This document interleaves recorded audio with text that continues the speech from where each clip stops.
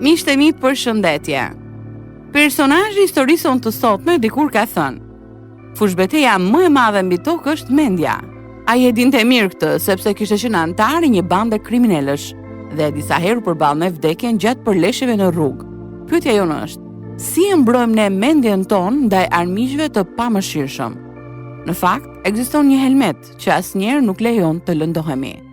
Ky djalosh e zbuloi këtë helmet në momentin kur zemra, mendja dhe jeta e tij u bën të lira nga prangat.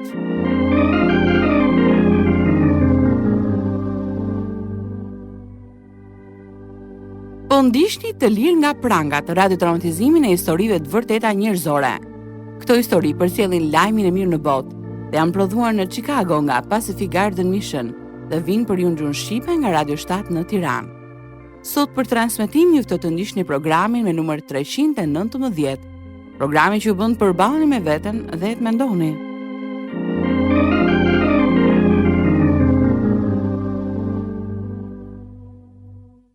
Mirë pra Erik, me çfarë problemesh u përballe pasi bëre lutjen e shpëtimit me mësuesin tënd biblik? O Zot, sa e vështirë ka qenë. Në fillim u tregova shumë i prekur, edhe shkova t'i tregoja të gjithëve për ndryshimin që kishte ndodhur në mua. E si reaguan miqtë tu? Shumë prej tyre thanë se kjo nuk do të zgjaste. Më mendonin të çmendur. Disa të tjerë thanë që kjo ishte thjesht një mënyrë për të dalë nga banda. Po sa kohë kishe që ishe bërë pjesë e saj? Po që në fillimet e adoleshencës. Askush nuk mund të më ndihmonte, prandaj kisha menduar të vrisja veten. Përgjigjja e vërtetë ishte Jezusi. Ai më dha një arsye për të jetuar dhe nuk u largua nga unë. Edhe djemve ju thash që nuk do të largohesha nga Perëndia. Ke thënë fjalë me të vërtetë të guximshme, Erik. Po, por në atë kohë më pushtoi vetmia. Askush nuk më donte pranë. Kështu fillova ta vija në dyshim vendimin që kisha marrë. A ja tregove mësuesit biblik këto dyshime që kishe? Kimit, po sigurisht që po.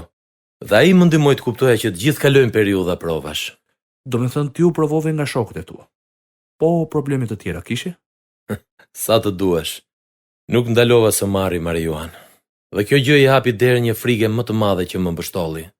E ke fjalën për paranojen? Në fakt, përdorimi i drogës zuri vendin e frymës së shenjtë në jetën time. Por gjatë asaj kohe nuk e kuptoja. Kur binte nata, koka më mbushej me disa mendime të frikshme. Mendoja se do të shkoja në ferr. Foli me Kimi për këtë? Në fakt jo. Nuk doja që ai të mendonte se isha i çmendur. Dhe përveç kësaj më vinte turp nga ajo që po bëja. Pasi kalova 2 javë pa fjetur, fillova të kisha kriza emocionale. Në programin ton të herës së shkuar, dëgjuam se si personazhi i historisë son u riti abuzuar, i mbushur me frikë dhe ankth, dhe se si në moshën 13 vjeçare u bë pjesë e një bande kriminalësh. Në moshën 18 vjeçare u njoh me baban e tij të vërtet, që jetonte larg e që tashmë nuk mund ta ndihmonte. Dhuna në bandat e kriminalëve dhe vdekjet i alënduan shpirtin. Në përfundim të dëshmisë së tij të vërtet, do dëgjojmë se si Eric West u bë i lirë nga prangat.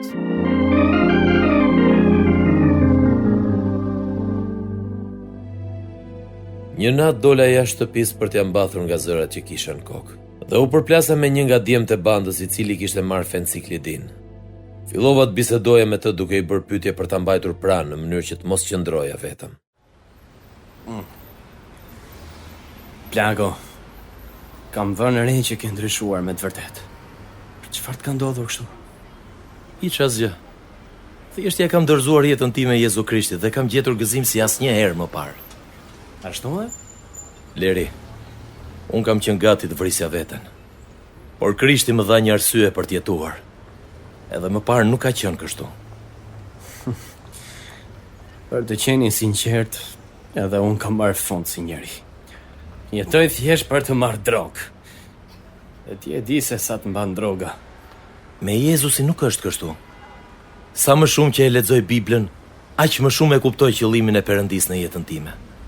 Ky qëllim është ju tregoj të tjerëve ashtu siç po bëj me ty tani, se kush është Jezusi. Leri, ai të do. Të do aq shumë sa vdiq për mëkatet e tua. Mos më thuaj se është mëkati ai që më bën të ndihem kaq keq brenda. I ke rënë pikës, miku im. Unë ndihesh aq keq sa u përpoqja të vdisja. Më pas mësova se ai që vdiq për mua ishte Jezusi. Ai na ka bërë të lirë.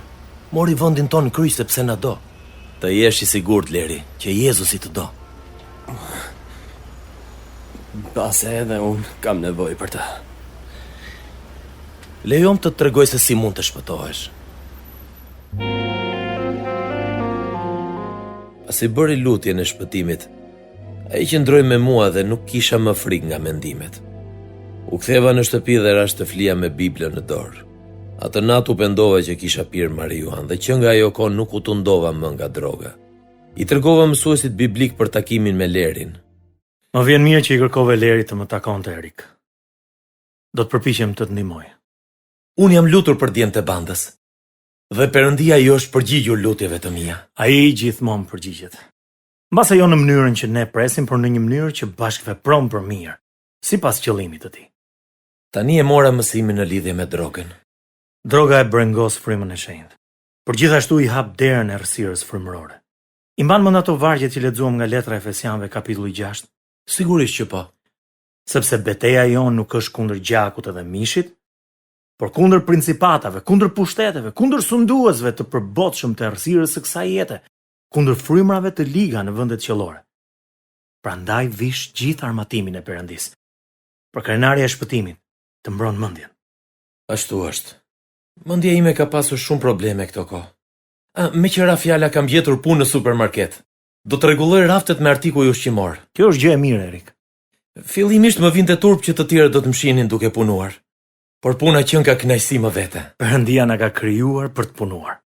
Megjithatë mos e lër pas dore studimin biblik. Sigurisht që jo. Mua më pëlqen ta lexoj Biblën, edhe tu flas njerëzve për Krishtin. Ke menduar të regjistrohesh në ndonjë shkollë biblike? Në Kansas është një shkollë biblike mjaft e mirë.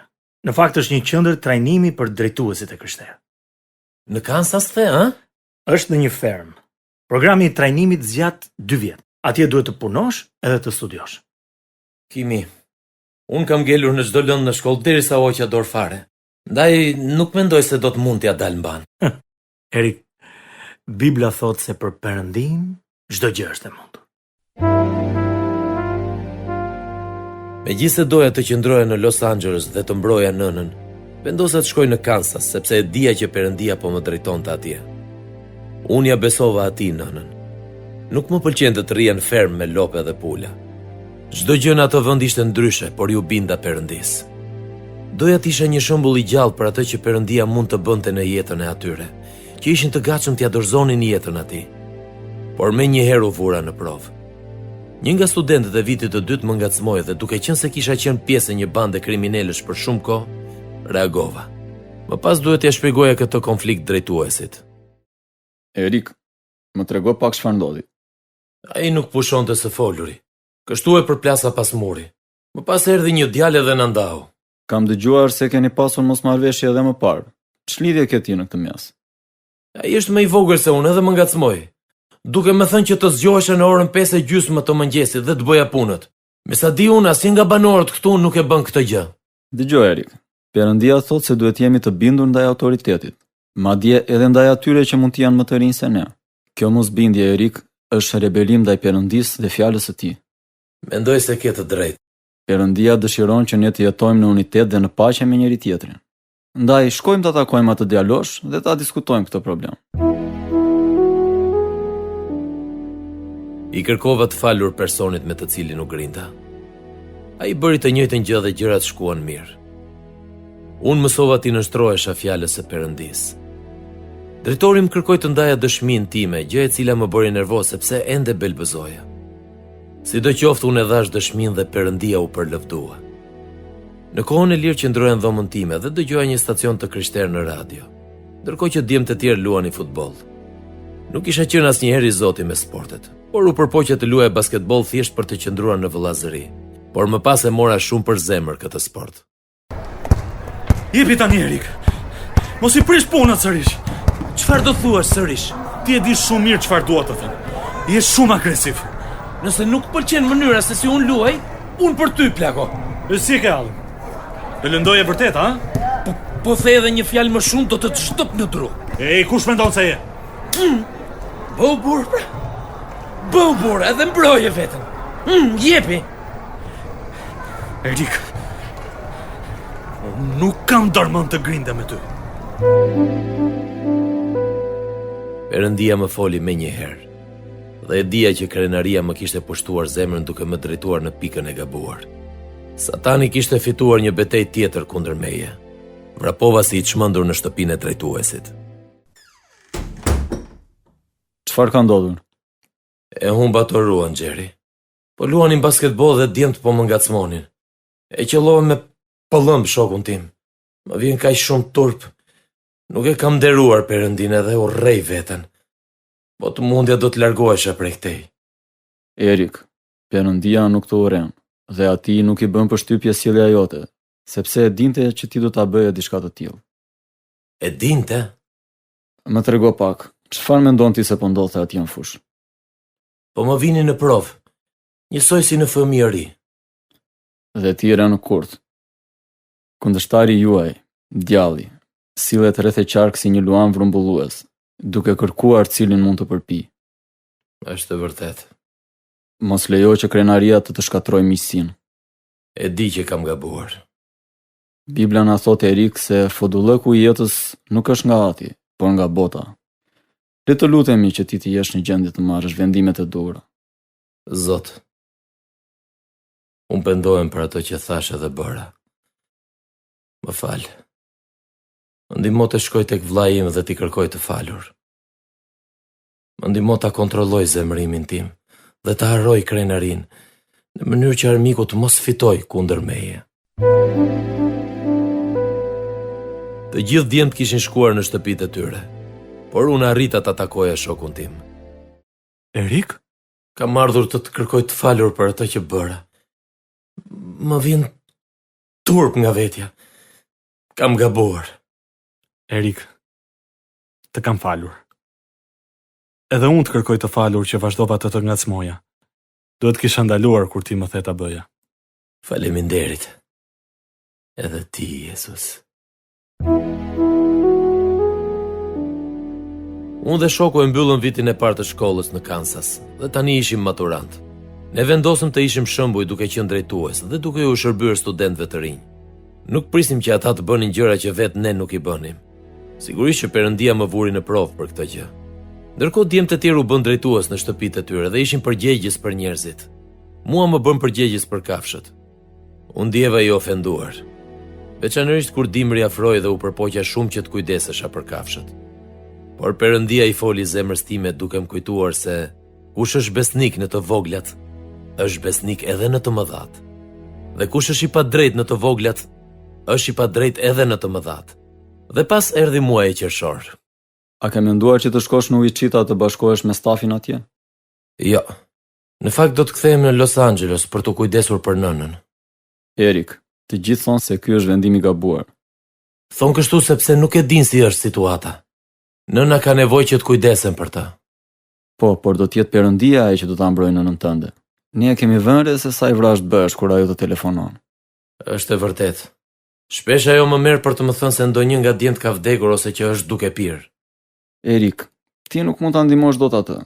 Edhe nëse do të kthehesh pranë miqve të tu të vjetër, atëherë do të tundohesh për të kthyer sërish jetës tënde të mëparshme. Më dëgjoj mua. Shko në Wichita.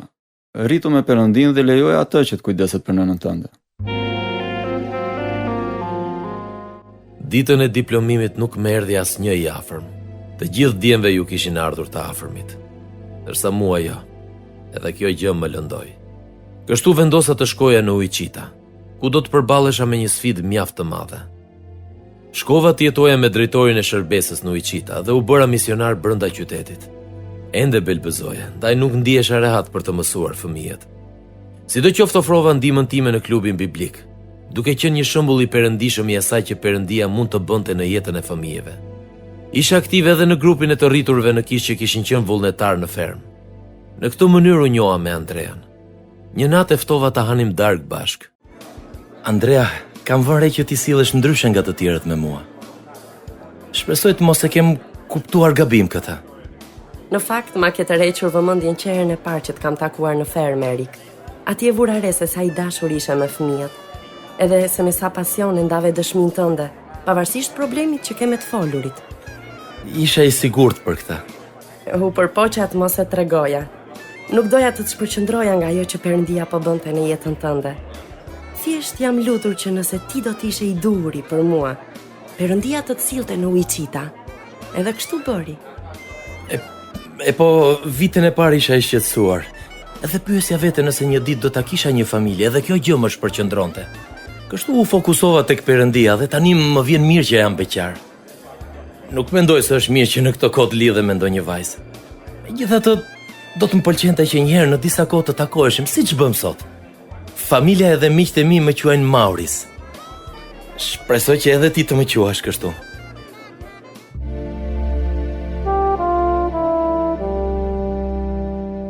Ajo pranoi të takoheshim, por më pas mbajti distancë.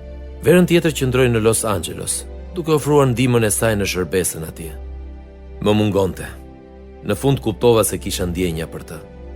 Ajo u kthye për një kohë të shkurtër, sepse ishte e ftuar në një dasmë, dhe atë ditë nuk mund t'i hiqja syt prej saj. Kur ajo erdhi të qëndronte për një kohë më të gjatë, e pyeta nëse do t'ishte e gatshme të dilte me mua, dhe pranoi. Ne i dham fjalën njëri tjetrit se do t'ishim shembuj për çiftet e tjera, dhe e mbajtëm fjalën e dhënë. Pas disa muajsh unë fillova të kisha dyshime. Përse je kaq i heshtur, Mauris? Andrea, ti je mësuese dhe një profesioniste e respektuar. Të gjithë miqtë e tu kanë një punë të mirë. Sa herë që mblidhemi me ta, unë ndihem inferior. Nuk duhet të mendosh në këtë mënyrë. E po, ti meriton më shumë se një të vënuar si puna ime që nuk i artikulon fjalët siç duhet. Si mund të kujdesem për ty? Nëse Perëndia na thret për t'u martuar, si mund të jem një drejtues i mirë në familje? Mendoj se duhet t'i japim fund lidhjes tonë në mënyrë që të gjesh dikë më të mirë se unë. Mauris, unë nuk po rri me ty për atë që ke apo nuk ke. Unë po rri me ty për këtë që ti je. Edhe nëse Perëndia do të t'jap një punë të mirë më vonë, shumë mirë. Por kjo është në dorën e ti. Unë të dua ty, jo punën tënde. Dashuria e saj më inkurajoi ta vazhdoja lidhjen me të. Por një natë, ndërkohë që po rrinim në apartamentin tim, gjërat morën një rrjedh tjetër. Mauris, kam vënë se i do shumë fëmijët me të cilët punon. Ashtu është, i dua. Ti do t'jesh një baba i mirë, edhe unë nuk dua të ta heq këtë kënaqësi. Për çfarë e ke fjalën? Për shkak të abuzimit seksual që kam përjetuar në familje. Lëndimi ishte aq i madh saqë kur isha në gjimnaz, vendosa të kryej një ndërhyrje kirurgjikale. Edhe tani nuk mund të kem më fëmijë. Nuk dua që ti të humbasësh mundësinë për të pasur fëmijët e tu. Andrea, unë të dua për atë që je, jo për aftësinë që ke për të bërë fëmijë. Nëse Perëndia na thret në martesë, unë do të martohem me ty. Edhe pse nuk do të mund të kemi vetë fëmijët tanë.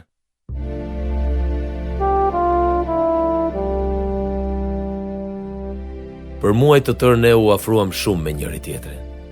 Më pas ajo filloi të ndante disa gjëra personale që më tronditën, dhe krejt papritur i dha fund lidhjes son. U dëshpërova. Në fund të verës hoqa dorë prej saj. Në vjesht ajo më telefonoi dhe më kërkoi të lidheshim sërish. Vendosa të flisja me shokun tim. Jam lutur për ju të dy. Ajo më kërkoi të falur dhe më tha se kishte pasur probleme. Por nuk e di. Unë kisha vendosur të mos mendoja më për ta. Isha i detyruar, ndryshe nuk do të kisha mbijetuar. Të kuptoj, miku im, të kuptoj. Dua të them, unë ja hapa zemrën, ndërsa ajo më flaku tutje si një letër e zhubrosur. Si mund t'i besoj sërish asaj? Ti duhet i besosh vetëm Perëndis. Nëse vërtet beson se Perëndia e ka sjell atë në jetën tënde dhe ti e do, atëherë vendos ti nëse ja vlen të rrezikosh për të apo jo.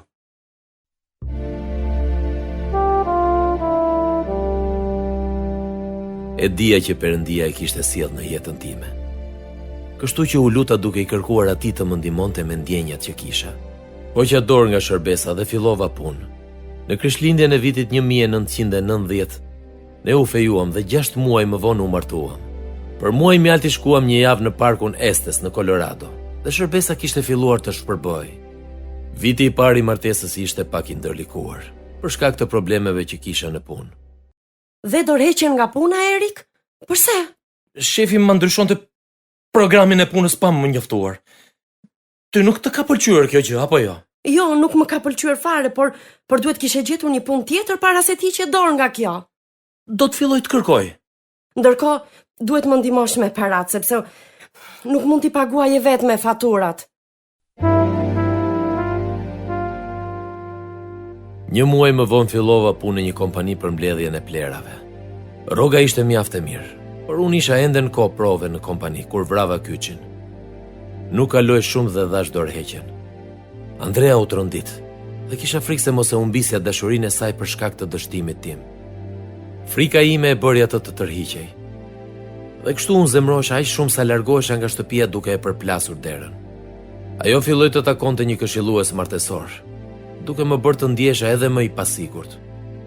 Në fund gjeta një punë me një rrok të mirë dhe tani ndjesha i barabartë me ti me shoqe.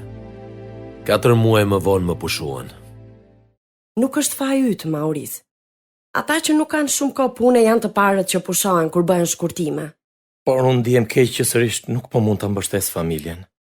Përse nuk vjen edhe ti të takosh këshilluesin martesor? Ke nevojë të përballesh me këto probleme. I vetmi problem që ne kemi është komunikimi. Ti nuk flet me mua, por flet me këshilluesin. Ti nuk po më kupton. Të kuptoj që ç'kem me të. Unë jam një hiç për ty. Maurice, unë kam pasur probleme të mëdha në fëmijëri dhe kam nevojë për ndihmën tënde. Ndërsa unë kam probleme me shpenzimet e këshillimit martesor. Ja vlen të shpenzosh për këto gjëra. Mirë, do ta provoj.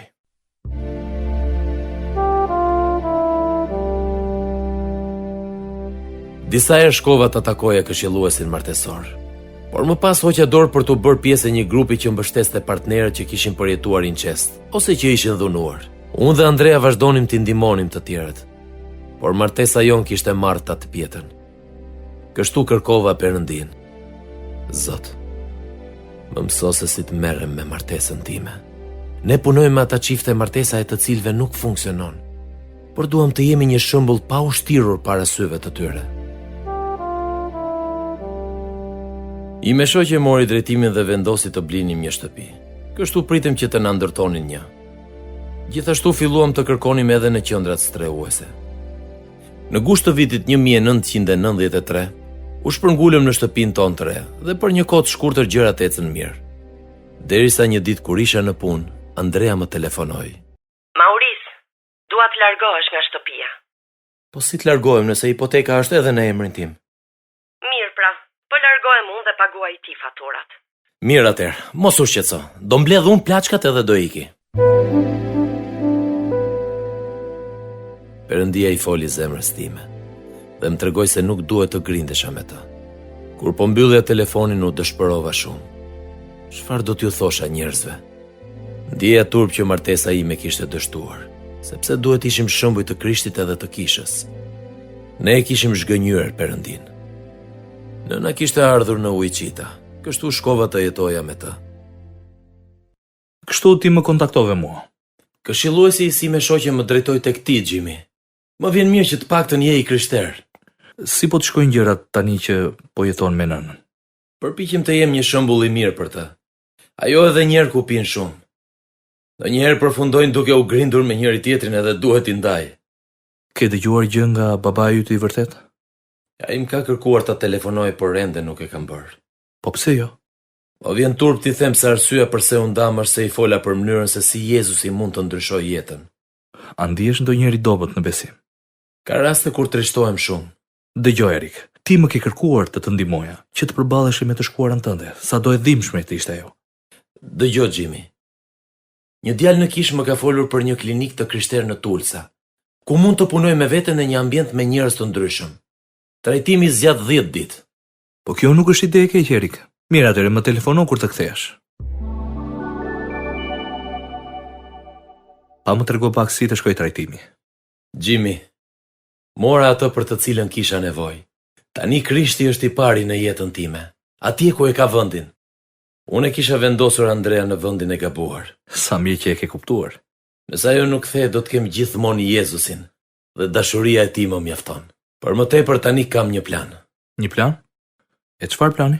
Unë duhet ta mbaj një punë për më shumë se një vit. Dhe duhet ta mbështes vazhdimisht ti me shoqe nga ana financiare. Nuk duhet ta telefonoj më ose t'i lë mesazhe për t'u kthyer në shtëpi. Shumë mirë. Rifito pavarësinë tënde. Këtë do të bëj. E vetmja gjë që më lejohet të bëj është t'i dërgoj çekun e parave me postë. Duhet të takoj vetëm si motrë në Krishtin dhe të lutem çdo ditë për të. Me të vërtet? Po. Megjithatë kam një problem. Çfarë problemi? Mezi më mban vendi pa e telefonuar. Kam një dëshirë të madhe t'ia them të gjitha këto. Ju përmbajta planit dhe pas 14 muajsh ndarjeje, unë dhe Andrea u kthyem sërish së bashku. Gjatë asaj kohe babai im i vërtet vdiq pa e ditur arsyen e vërtet pse e kisha shmangur atë. Ndihesha shumë fajtor. Në vitin 1995, unë dhe Andrea birsuam Serenën, një nga nxënësit e Andreas. Ajo tani është një vajzë e bukur, e shëndetshme dhe e gëzuar. Disa vite më vonë birsuam Eshlin dhe Isaian. Të gjithë fëmijët i kemi dhurat nga Perëndia. Ai na ka shpërblyer që e kemi vënë në zbatim fjalën e tij. Na ka mësuar se si të jetojmë për të në martesën tonë. Një ditë më telefonoi dikush që i përkiste të shkuarës time.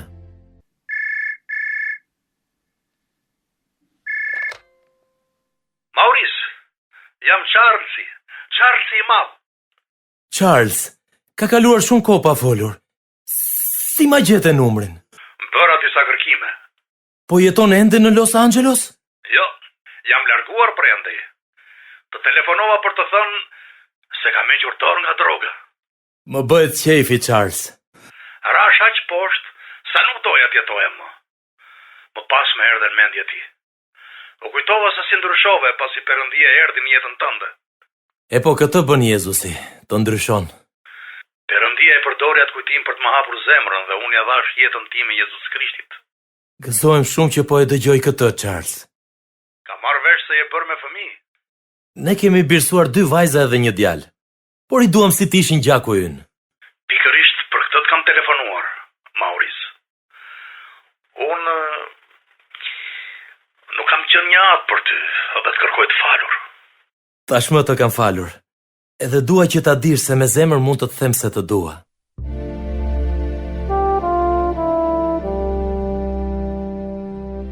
Në vitet në vazhdim ne i ruajtëm kontaktet, derisa ai vdiq. Në të shkuarën e urrej atë njeri më shumë se gjithçka, por Perëndia e fshiu urrejtjen time dhe na shëroi të dyve. Ky është Perëndia. Njerku im i fundit, ai që desha të vrisja, gjithashtu pranoi Krishtin para se të vdiste. Edhe nëna e pranoi Jezusin dhe tani nuk pi më. Perëndia është i mirë. Në vitin 1999 pësova infarkt dhe isha shumë pranë vdekjes. Por unë jam gati në çdo kohë që të shkoj ta takoj Perëndin. Kjo është arsyeja pse po e ndaj dëshminë time, për t'i dhënë atij lavdi, sepse e besoj se ai, sipas fuqisë që vepron në ne, mund të bëjë jashtëmase më tepër nga sa kërkojmë ose mendojmë. Dashuria dhe fuqia e Perëndisë ju ofrohet edhe juve të dashur dëgjues. Nëse dëshironi të merrni falas dhuratën e jetës së përjetshme, na shkruani dhe ne do të dërgojmë libra që do t'ju ndihmojnë ta njihni Perëndin më mirë. Adresa jonë është Radio 7, Kutia Postare 2914 Tiranë, ose më na dërgoni një email në info@radiovis7.net.